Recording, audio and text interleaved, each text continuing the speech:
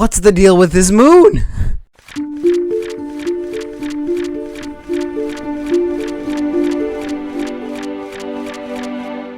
He's been showing up lately. It's starting to become a thing.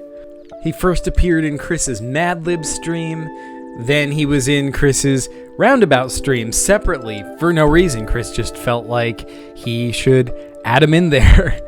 It was the same moon. It was an aspect of continuity, but like, why? In neither game did the moon have any connection to the game itself or the story. It was just kind of there. And because both games take place on Mars, this is a moon of Mars. But that doesn't make sense. I mean, Mars doesn't have a moon like that. According to Chris, his face looked concerned about something, but not what was going on in the situation that we were seeing in that game. What was he concerned about? So when I started my recent Roundabout stream, I wanted to start with that. I wanted to make a game where you play as this moon. I gave him the name Gron-Fresnell, so that is now his official canonical name. And we learn a lot about Gron-Fresnell. He's a moon of Mars, we knew that. But we learned that he's able to move himself along over Mars by manipulating his magnetic field, and he can also move objects around by using something called moonbeam telekinesis, which can basically move objects with his mind by, touching them with a moonbeam. And in terms of personality, we learn that he cares about all forms of life, even, humans, which he sees as lesser forms of life than himself.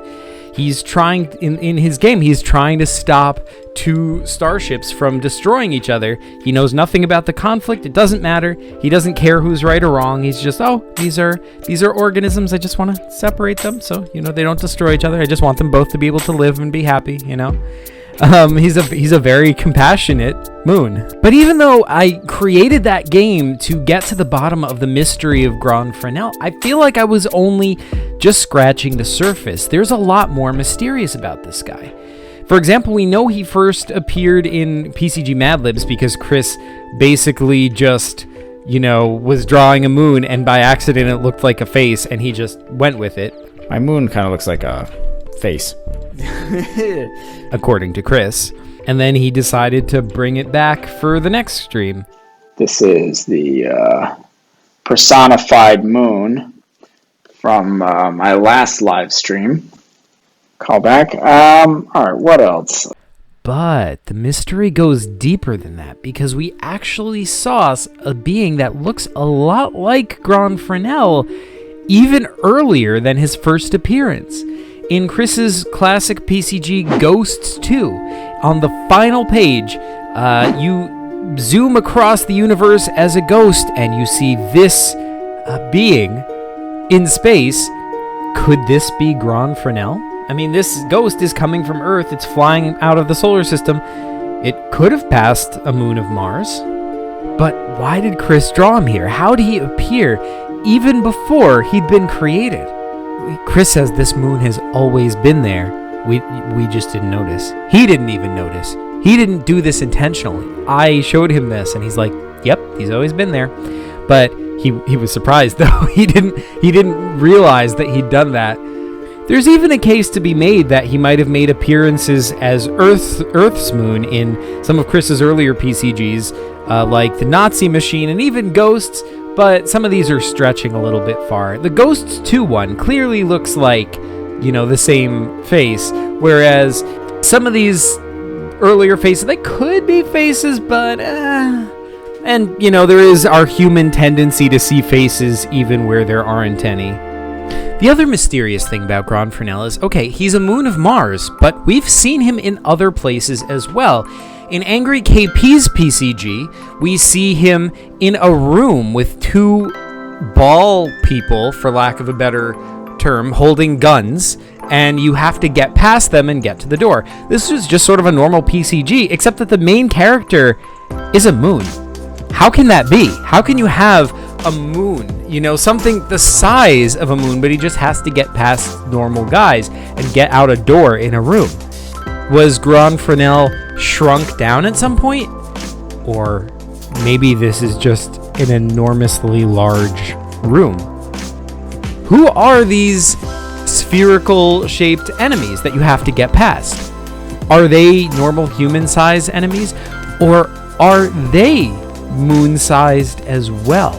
And if so, what are those weapons they're carrying? What weapon is powerful enough to destroy an entire moon? Could this PCG be an actual origin story for Gron-Fresnell? Now, the interesting thing about this is that Mars doesn't have a real moon like this. Mars does have two moons.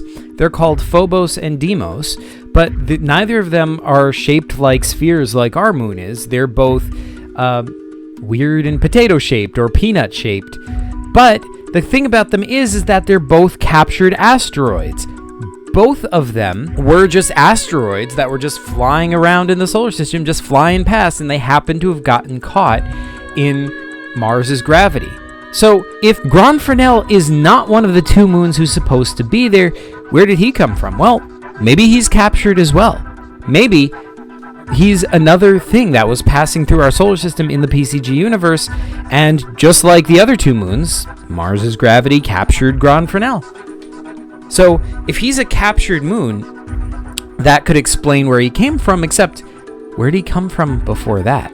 I mean, if this room is bigger than him, is this where he came from? Maybe before he came to Earth's solar system, he had to escape from this monumental place wherever it was. Could it be a starship passing through our solar system? Could it be a distant solar system with a race of beings as big as planets themselves that he's escaping from?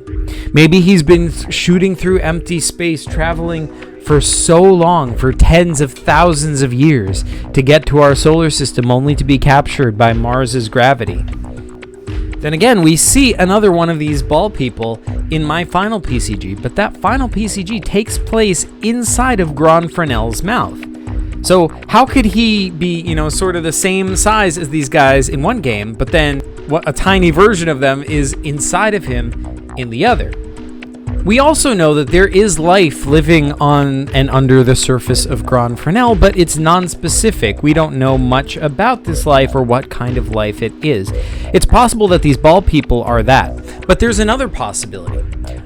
We know that Gron-Fresnell can break off pieces of himself, and they will also become sentient in their own right. We see this when he creates a golem to follow his instructions in my first PCG, and we also see it in my last PCG when this piece of him breaks off and takes the name Rockless and becomes a meteorite. So it's possible these ball people are little versions of Gron-Fresnell, little moons themselves, but and maybe there are larger versions of them as well. Maybe that's who the ball people are. In another PCG, this one by JC Toons, we see him trying to help a little boy fish, as well as trying to help Bob Ross Zuvak paint. Now, what's going on in this scene? The main question I have here is this scene taking place on Mars, or is it taking place on Earth? And just from this PCG alone, we really don't know. But the only clue is that this does seem to be actual Zuvak, because there's another game by JC, a Zelda game, the Zelda game where you do stuff, in which this other guy says he has a friend who's a clown on a stick, and when he last saw him, he was dressing as Bob Ross. That implies this is not a new version of Zuvak, this is regular Zuvak dressed as Bob Ross. So if this is regular Zuvak, that kind of implies that this is on Earth, because that's where Zuvak lives. It doesn't guarantee that, because Zuvak can travel anywhere, especially, it would be easy for Zuvak to get to Mars one way or another, but that at least implies this could be on Earth. So there's the other mystery. If that's true, if this game is set on Earth, which maybe we'll find out at some point, that would mean that Gron-Fresnell is able to travel. In the game where you play as him, he isn't able to leave Mars, or at least not easily. In that game, you can't. You can only propel yourself over Mars by manipulating your magnetic field, but you can't really leave it, because if you try, you kind of fall back down, like you're not strong enough to easily do that. But maybe Gron-Fresnell has more tricks up his sleeve than we know. It's not so clear. Gron-Fresnell also appears in Yak's game in that Yak Games' game in that roundabout, but I'm not gonna mention that one too much because that takes place in a dream, so it's not the real Gron-Fresnell, so that's not gonna give us any clues. So I hope I've touched on just some of the mysteries about this character. I feel like we've only scratched the surface of who this guy is. I would love to know more. I want to know who this guy is, where he came from, and you know what are his powers? You know what's going on with him? Is he a moon of Mars? Can he leave Mars? Is he sometimes seen in the skies above Earth? And if so, how does he get there? You know, what is his purpose? Does he have a purpose, or is he just kind of floating along?